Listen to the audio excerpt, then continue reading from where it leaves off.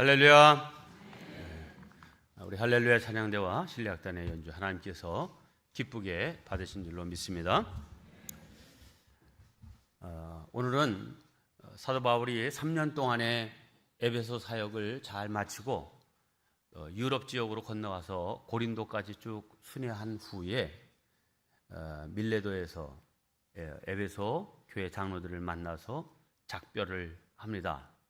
나는 이제 성령의 매임을 받아 예루살렘에 가서 나의 이 선교 사역을 다 증언하길 원한다.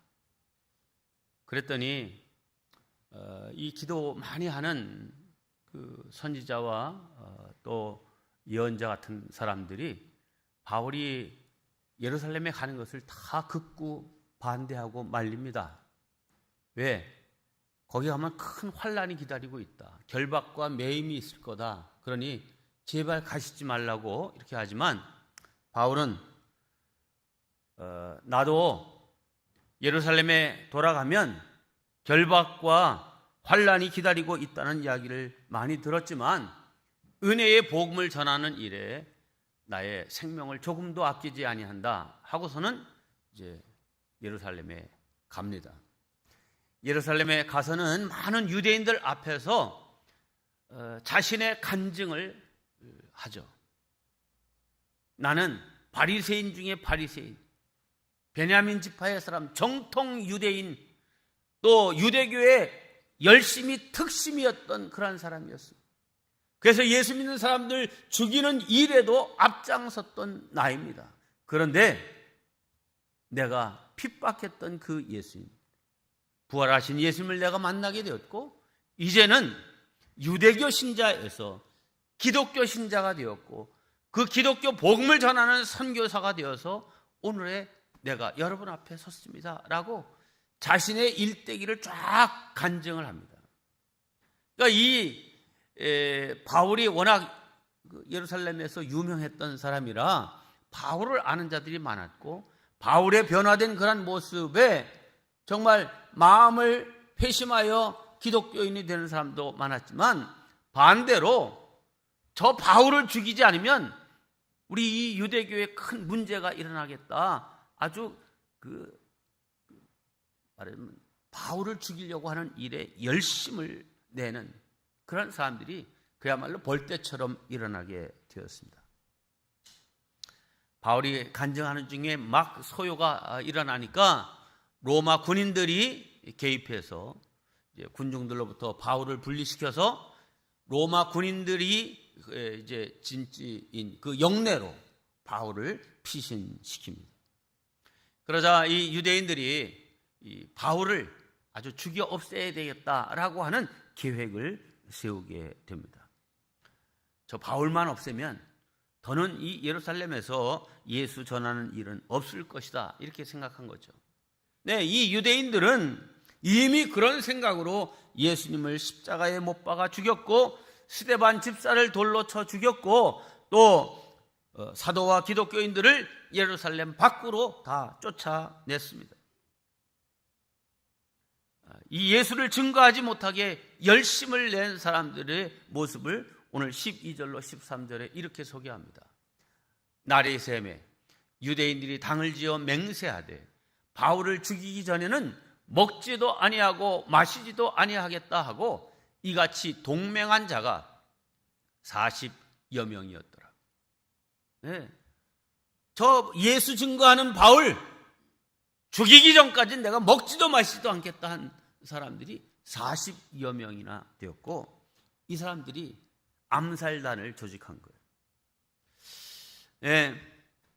바울을 죽이기 위한 암살 음모와 열심을 내는 이 사람들을 유대교 지도자들은 적극적으로 도왔죠. 특별히 산헤드린 공회가 중심이 되어서 이 암살단을 일 잘하도록 협조하는 일을 했습니다.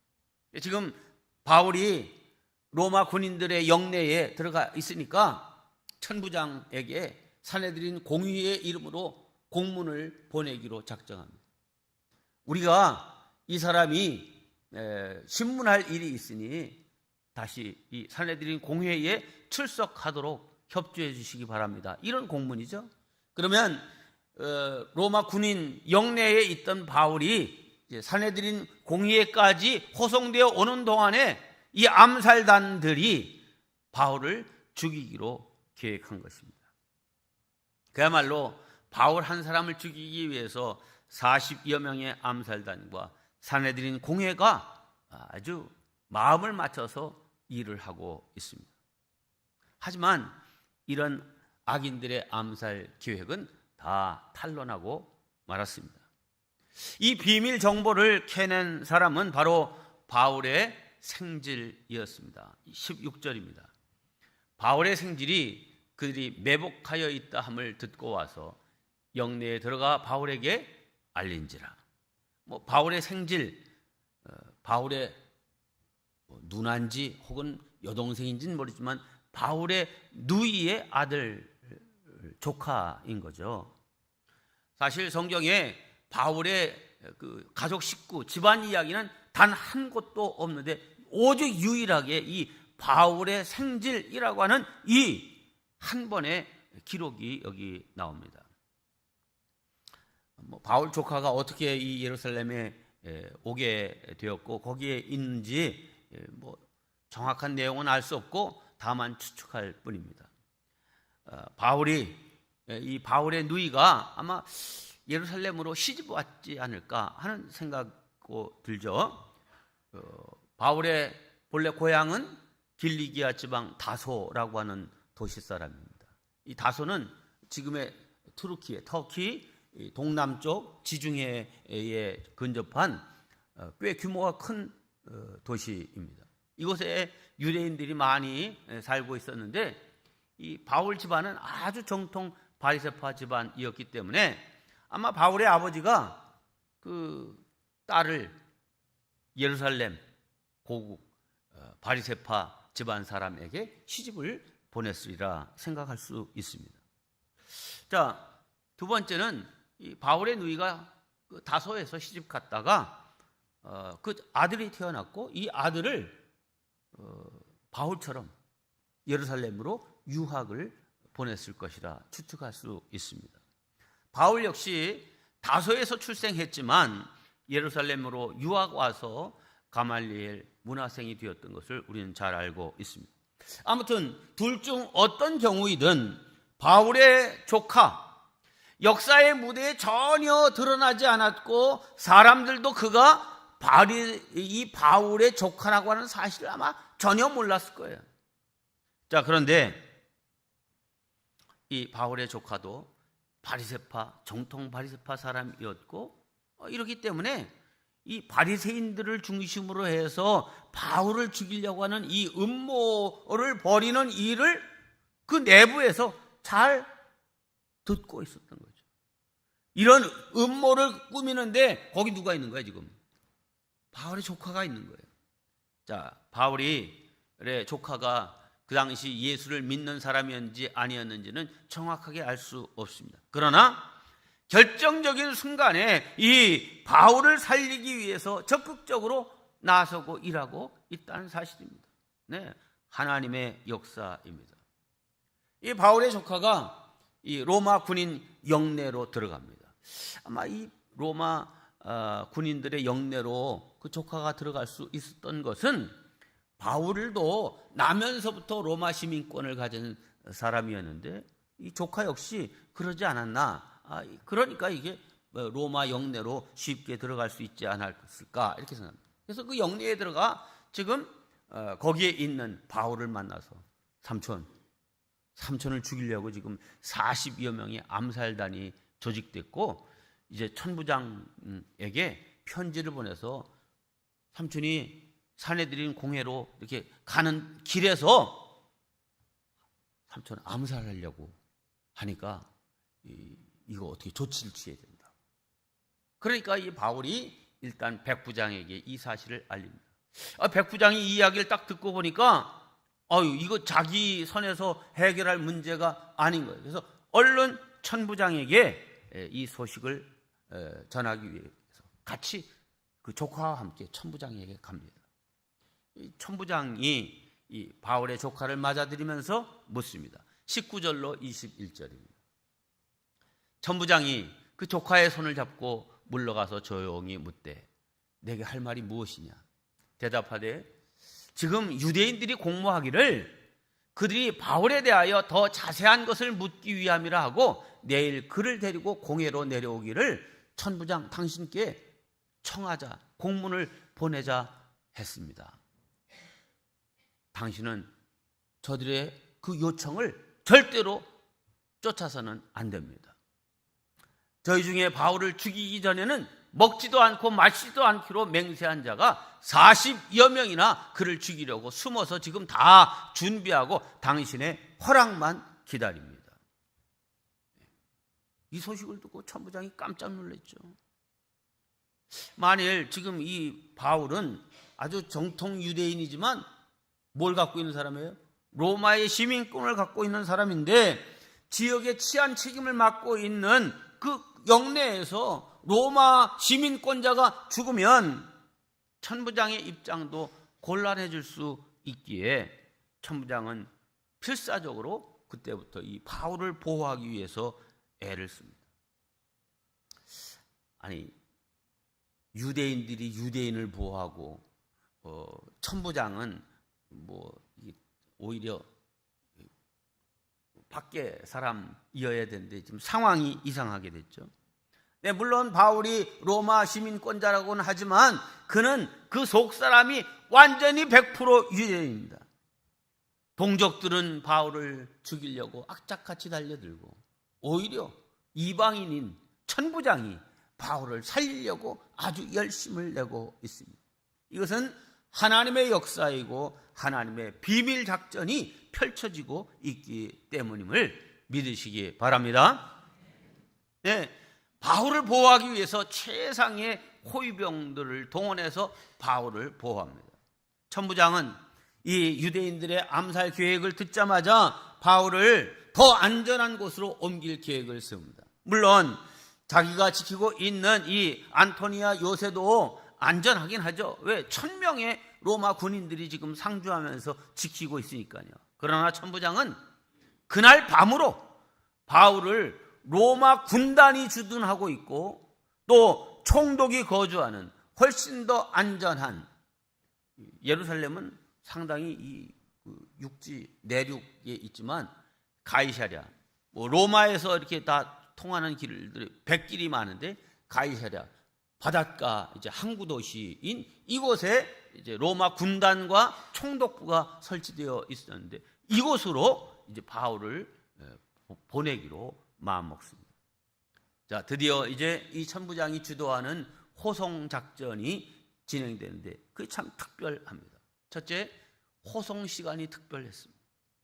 23절에 보니까 밤 제3시에 이랬어요. 밤 3시란 말은 오늘 우리가 쓰는 시간으로 환산하면 밤 9시에 라고 하는 말입니다. 캄캄한 밤중에 바울을 호송한 것은 그만큼 긴급하게 그리고 비밀리에 바울을 옮기겠다 하는 그런 뜻입니다. 두 번째, 호송하는 군사의 규모입니다. 역시 23절을 보면 보병 200명을 동원하고 말탄 기병 70명 또 창을 든 창군 200명 도합 470명을 호위병으로 해서 바울을 지금 예루살렘에서 가이사랴로 호송하는 일을 시키는 거예요.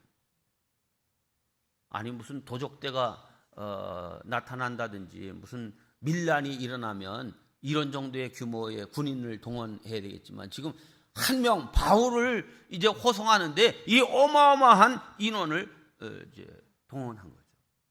천부장이란 말은 1000명의 군인을 데리고 있는 장교입니다. 근데 지금 몇 명? 470명. 그러니까 거의 절반을 지금 바울의 호송을 위해서 동원한 겁니다. 세 번째, 바울의 이송 방법이 좀 특별했습니다. 바울이 탈 말을 빨리 준비해요. 그래서 바울로 하여금 말을 타고 예루살렘에서 가이사랴로 갈 수 있게 했습니다. 보통 죄수를 다루는 방법이 아니죠. 특별한 대접을 했습니다. 물론 한밤중에 이동했고 이 예루살렘에서 가이사랴까지는 약 100km 되니까 뭐 꽤 먼 거리잖아요. 그러니까 빨리 이제 가이사랴까지 가도록 하기 위해서 말을 동원했습니다.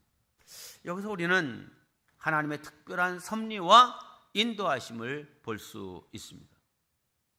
뭐 이 천부장과 바울이 평상시에 알던 사람도 아니고, 또 바울이 로마 시민권을 단지 가졌을 뿐이지 뭐 로마에서 특별한 무슨 인물이 아닌 거예요. 그냥 유대인인데 로마 시민권을 가졌을 뿐인 사람인 거예요. 그러니 뭐 이 사람을 굳이 이렇게 어마어마한 사람들을 동원하고 그 밤중에 이런 일을 해야 될 일인가?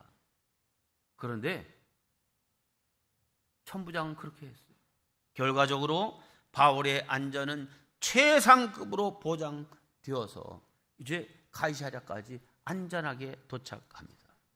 사랑하는 성도 여러분, 하나님이 지켜주시는 사람은 어떤 위험이 닥쳐온다 할지라도 안전케 됨을 믿으시기 바랍니다. 하나님이 지켜주십니다. 바울을 죽이기 위해서 유대인 40여 명이 암살단을 조직했고 그들은 죽음으로 맹세했지만 그런 비밀을 다 들통나게 하시고 또 오히려 원수 나라라고 할 수 있는 로마의 군인들이 바울을 지켜줬습니다. 혹 여러분 가운데도 여러 가지 위험 가운데 있는 분 계십니까? 생명의 위험, 건강의 위험, 또 재정적인 위험, 또 명예의 위험, 뭐 여러 가지 위험. 걱정하지 마십시오. 하나님은 여러분의 모든 것들을 다 안전하게 지켜주실 것입니다. 여기 바울이 지금 밤 9시, 뭐 지금은 대한민국의 밤은 밤이 아니야. 그냥 12시도 환해. 그런데 옛날 같으면 뭐 해지면 그냥 깜깜한 거 아니에요? 그런데 밤 9시 한밤중에 바울이 지금 예루살렘에서부터 가이사랴로 가는 그 길은 위험한 인생길을 예표하는 그러한 길입니다. 어둠은 세상의 위험을 상징합니다. 언제 어떤 일을 만날는지 알 수 없는 길입니다. 바울이 고린도서에서 얘기했던 사람의 위험, 동족의 위험, 이방인의 위험, 짐승의 위험, 질병의 위험, 사고의 위험, 강의 위험, 바다의 위험, 뭐 수도 없는 위험이 우리에게 닥쳐올 수 있습니다. 천재지변, 전쟁, 온갖 위험이 도사린 곳이 우리의 인생길입니다. 그러나 담대하시기를 바랍니다. 하나님께서 우리를 인도하시는 방법은 너무나 다양합니다. 하나님이 내 인생을 어떻게 인도하실까 걱정하지 마시기를 바랍니다. 하나님의 방법은 무수합니다. 하나님은 바울에게 너는 로마에 가서 복음을 전해야 된다, 이렇게 말씀하셨습니다. 오늘 본문 11절입니다. 그날 밤에 주께서 바울 곁에 서서 이르시되 담대하라. 내가 예루살렘에서 나의 일을 증언한 것 같이.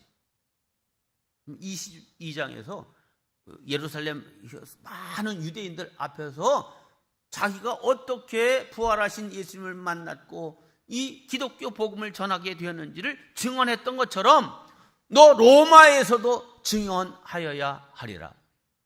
너 사명은 이 예루살렘에서 증언하는 것으로 끝이 아니야. 로마에서도 이 사명을 감당해야 돼 라고 말씀하셨습니다. 바울의 마음도 역시 로마에 가서 복음을 전하리라. 당시 세계의 중심은 로마였으니까요. 자, 그런데 우리가 알아야 될 것은 그 로마까지 가는 방법은 하나님이 정하십니다. 우리는 종종 어떤 계획을 세우고 방법까지 다 내가 생각하고 이렇게 하고 저렇게 하고 이렇게 하리라 이렇게 합니다. 그런데 내가 원하는 방법대로 되지 않고 생각대로 되지 않으면 화를 내고 걱정하고 안달합니다. 왜 이렇게 일이 안 되지? 왜 틀어지지? 하나님이 나를 돕지 않으시나? 뭐 이렇게 한탄하기도 하고 신앙적인 회의를 갖기도 합니다. 그러나 사랑하는 성도 여러분, 하나님의 계획을 내 생각으로 제한하지 마시기를 바랍니다. 오히려 하나님의 방법대로 따라가는 우리가 되어야 됩니다. 하나님의 방법은 인간의 생각을 초월합니다. 바울도 하나님의 지시에 순종하여 로마로 가려고 했는데 왜 예루살렘에서 갑자기 체포가 되고 죄수 아닌 죄수의 신세가 되어서 지금 이렇게 되었습니까? 그러나 여러분 생각해 보십시오. 바울이 지금 죄수가 되었다고 해서 로마로 가는 길이 막혔습니까? 아닙니다. 오히려 하나님은 죄수인 바울을 자유인인 바울보다 훨씬 더 안전하게 로마로 보내셨습니다. 만일 바울의 계획으로 로마로 갔다고 하면 뭐 몇 명이나 바울의 동행인이 되어서 함께 로마로 갈 수 있었겠습니까? 지금 바울을 죽이려고 하는 사람이 40여 명이나 되는데 바울 스스로 자신의 신변을 보호하면서 뭐 이런 일을 할 수 있었겠어요? 쉽지 않았죠. 자, 그런데 죄수가 되고 보니까 생각지 못했던 일들이 많아져요. 죄수? 지키는 로마 군인들이 100여 명이요. 죄수는 어디 배 타고 가든지 뭘 타고 가든지 차비 내요, 안 내요? 차비도 안 내. 밥 먹는 거 밥값 내야 돼, 안 내요? 밥값도 안 내. 이거 보면 죄수가 되어서 지금 호송되어 가는 입장이 되었는데 이게 참 불행한 일이고 뭔가 계획대로 안 되고 꼬이고 막힌 것 같은데 하나님의 놀라운 비밀 계획은 기가 막혀요. 여러분, 바울이 죄수로서 로마로 가는 바람에 여러 가지 생각지 못한 안전, 비용 또 모든 그런 문제들이 다 일시에 해결됐어요. 이것이 하나님의 방법인 줄로 믿습니다. 성도 여러분, 하나님께서 내 인생의 길을 인도하시는 방법은 무궁무진합니다. 오늘도 나의 인생을 하나님께서 어떻게 인도하시는지 온전히 맡겨 드리시기를 주의 이름으로 축원합니다.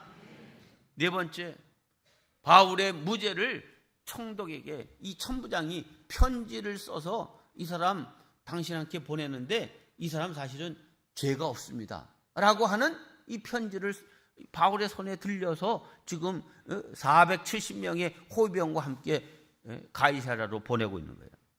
자, 천부장이 편지를 써서 이제 그 편지를 수신하는 사람은 벨릭스라고 하는 총독입니다. 이 벨릭스는 유대 땅에 파견된 부임한 제11대 로마 총독이었습니다. 그가 재임한 시기는 주 52년부터 58년까지 약 6년 동안 재임했는데 그 천부장이 이 벨릭스 총독에게 보낸 편지의 내용이 오늘 성경 본문에 기록되어 있습니다. 25절로 30절. 좀 길죠? 또 이 아래와 같이 편지하니 일러스되 글라우디오 루시아는, 이건 천부장이에요, 총독 벨릭스 각하에게 문안하노이다. 이 사람, 지금 내가 보내는 이 바울이 유대인들에게 잡혀 죽게 된 것을 내가 로마 사람인 줄 들어 알고 군사를 거느리고 가서 구원하였다가 유대인들이 무슨 일로 그를 송사하는지 알고자 하여 저희 공회로 데리고 내려갔더니 송사하는 것이 저희 율법 문제에 관한 것뿐이요 한 가지도 죽이거나 결박할 사건이 없음을 발견하였나이다. 그러나 이 사람을 해하려는 간계, 암살단이 40여 명이나 있다고 하고 또 그것을 누가 나한테 이제 제보하여서 곧 당신께로 보냅니다. 더 안전한 곳으로.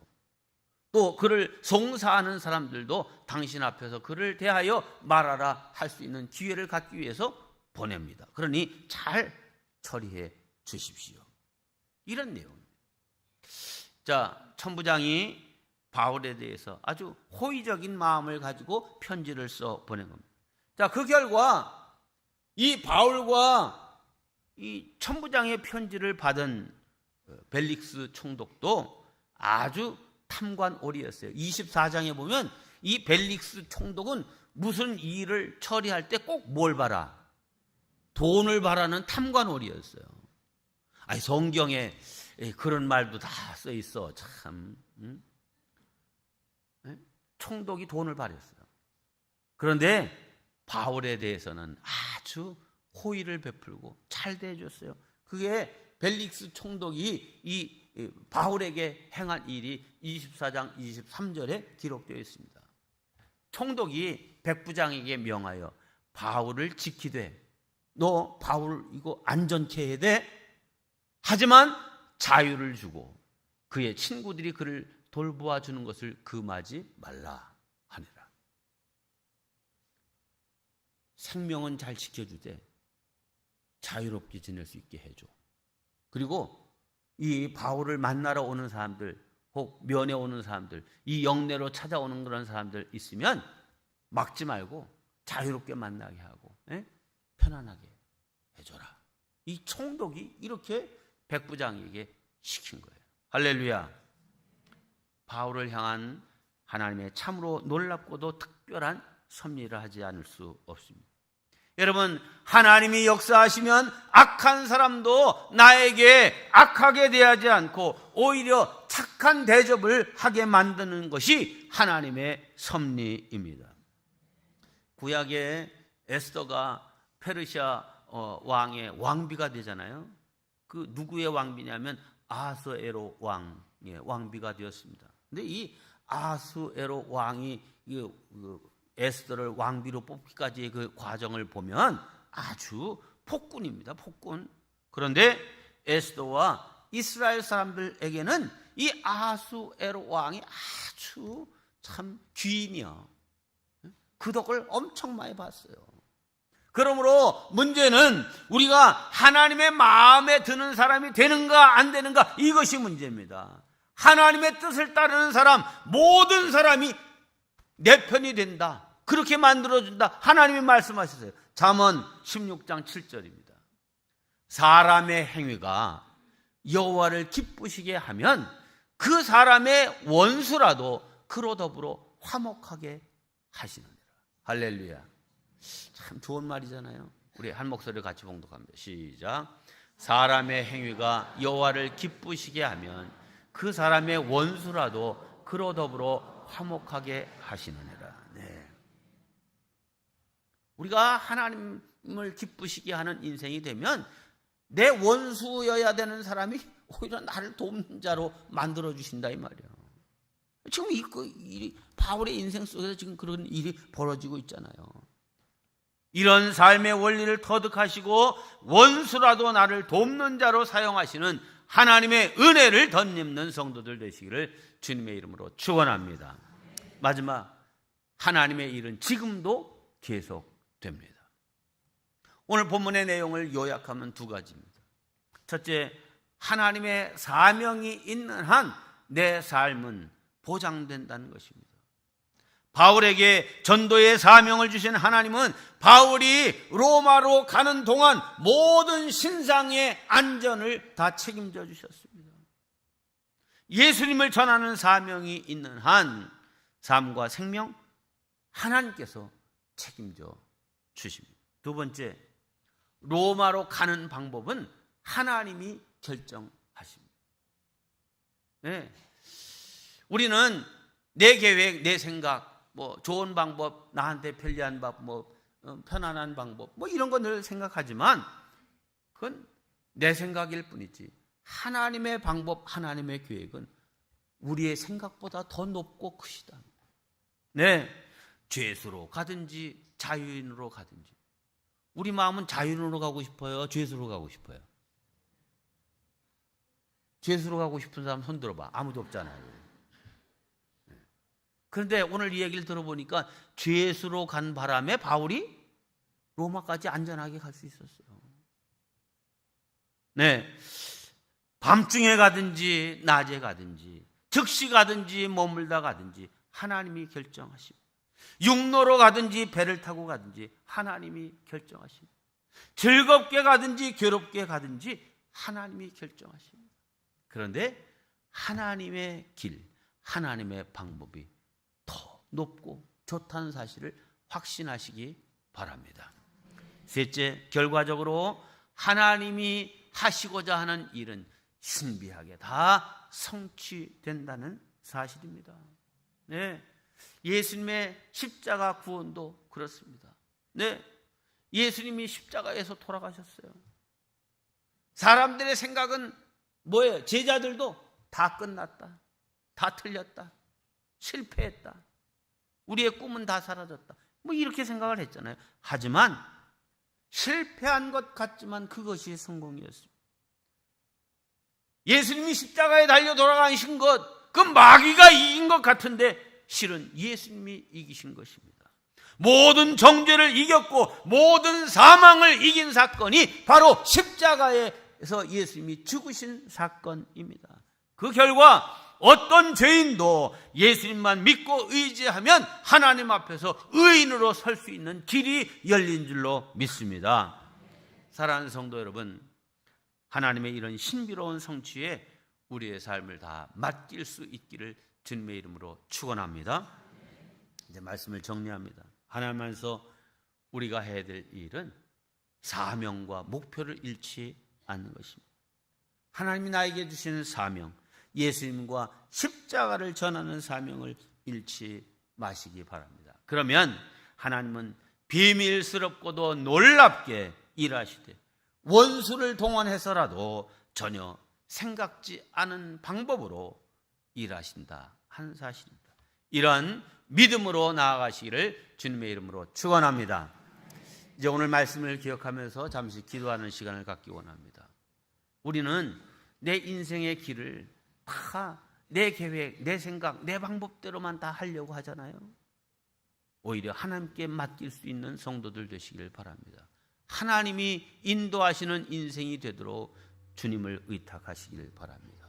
이 시간 그런 기도 하나님께 올려드리겠습니다. 기도합니다.